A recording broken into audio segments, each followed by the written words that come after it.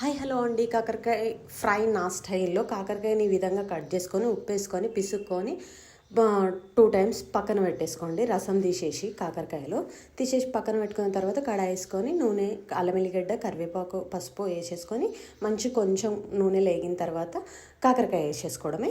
కాకరకాయ వేసేసుకున్న తర్వాత దీన్ని 10-12 నిమిషాలు మంచిగా నూనెలో మగ్గనివ్వండి, ఉడికిపోతుంది. దీంట్లో ఉప్పు అవసరం లేదు, మనం ఉప్పు వేసే పిసుకున్నాం కాబట్టి అస్సలు ఉప్పు పట్టదు.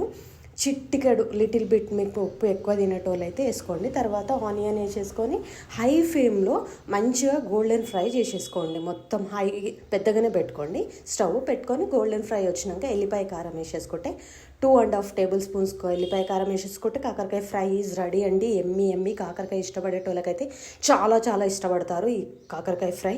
నాకు కూడా చాలా చాలా ఇష్టం ఈ కాకరకాయ ఫ్రై. నేను ఉత్తిగానే తినేస్తాను. పప్పు చారులోకి దేంట్లోకైనా ఇంకా చాలా అవసరంగా చాలా బాగుంటుంది. టమాటా చారులోకి ఉత్తిగా కూడా చాలా కమ్మగా చాలా బాగుంటుంది. Try it. ఎలా ఉందో చెప్పండి. Please subscribe me, like me.